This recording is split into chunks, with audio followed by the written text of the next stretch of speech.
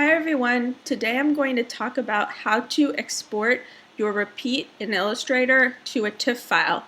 The reason why we're going to talk about this is because when you send a repeat to a mill or a factory, it needs to be in TIFF format, no matter if you created it in Illustrator or Photoshop.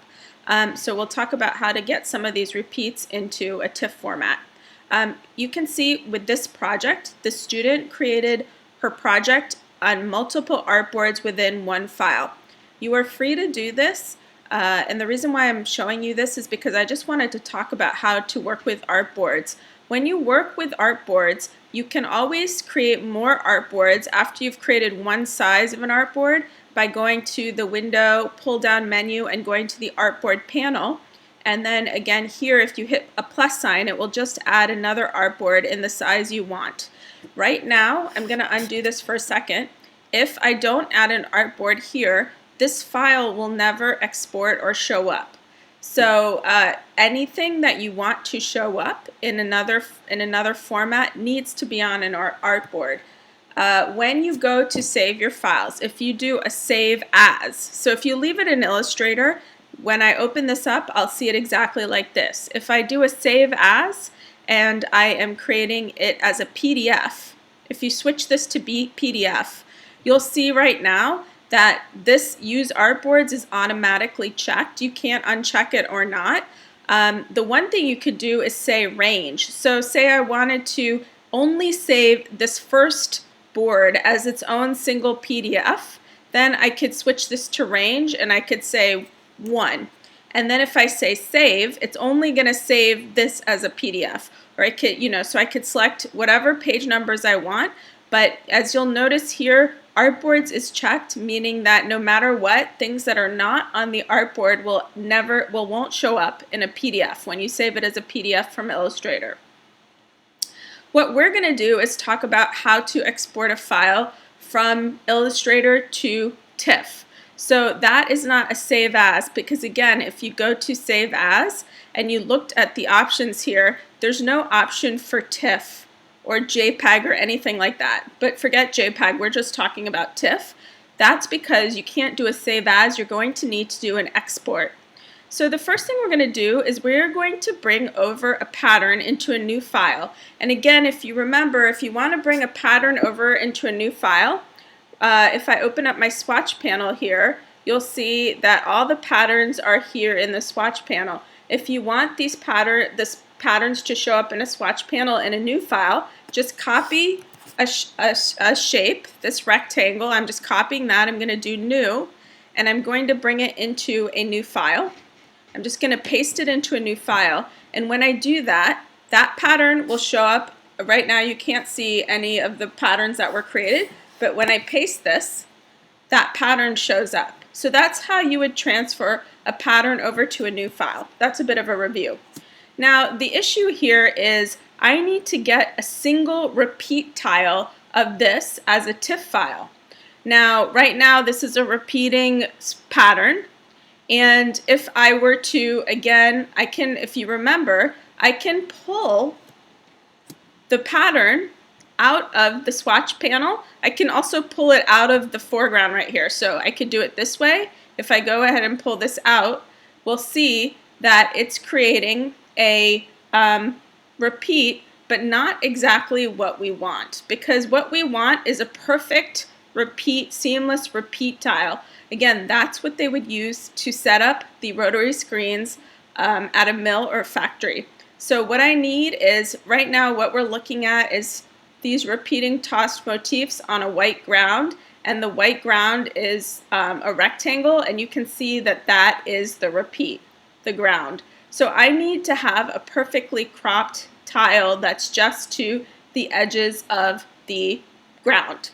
So a really nice trick and a way to do that is to go in and just select just the ground only. Now again, whenever you pull a pattern out, I'm going to delete this and show you that you can also pull it out from here. Same thing. So I can pull it out from the swatch panel, I can pull it out from here as well. And you can see whenever I click on it, everything is grouped together. I can ungroup everything, or I can use, because I just only want to select the background rectangle, or I can use my group selection tool. So if I use my group selection tool, if I select just the ground, again, if you remember, the group selection tool is sitting under the direct selection tool. It's an arrow with a plus sign. What it does is it selects an object within a group. So you could go and do 2 steps, which is ungroup the whole thing and then select the ground, or you don't even need to ungroup the whole thing. You just use your group selection tool and you select the ground. And now that is the only thing highlighted. Now, in order for me to export this file, what I'm going to need to do is make an artboard that is exactly the size of this ground. The way to do that is I'm going to go find the artboard in the old school way. So we know that there is this artboard panel here. The artboard is also found, ways to adjust the artboard is also found under the object pull down menu. If you go to the object pull down menu, you'll see that there's some different options here. If I select this bottom one, it's going to fit any existing artboard exactly to any art that is selected. So because I used my group selection tool and I've selected the ground only, if I click this now, the artboard that is right here is going to go and fit exactly to only the edges of this selected object. So I'm going to do that.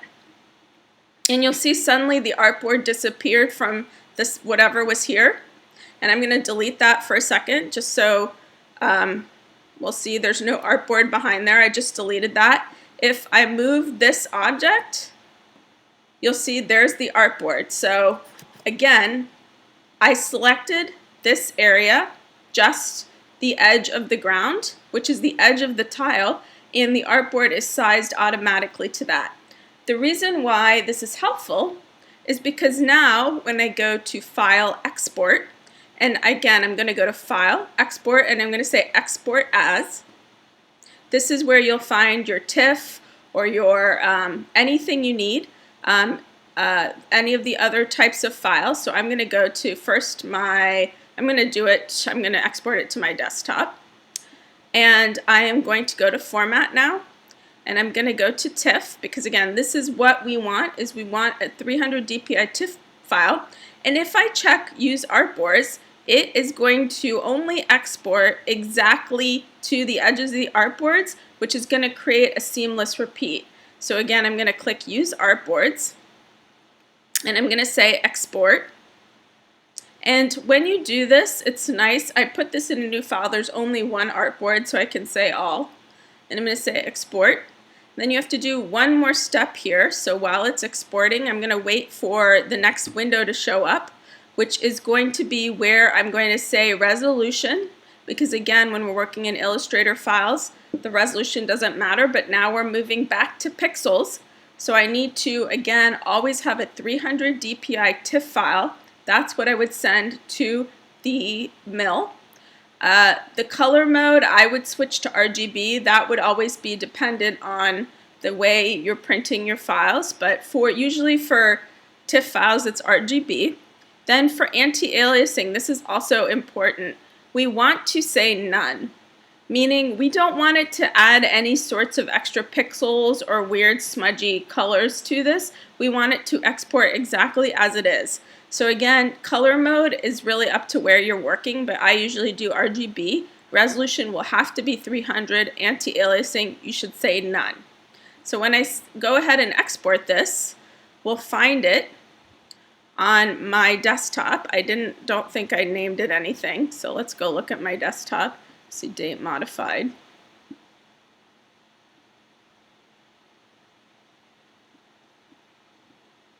And then here it is. Now if I double click on this, hopefully it won't take too long to open. I should have had my preview on. But here it is. So I've just opened it in the preview.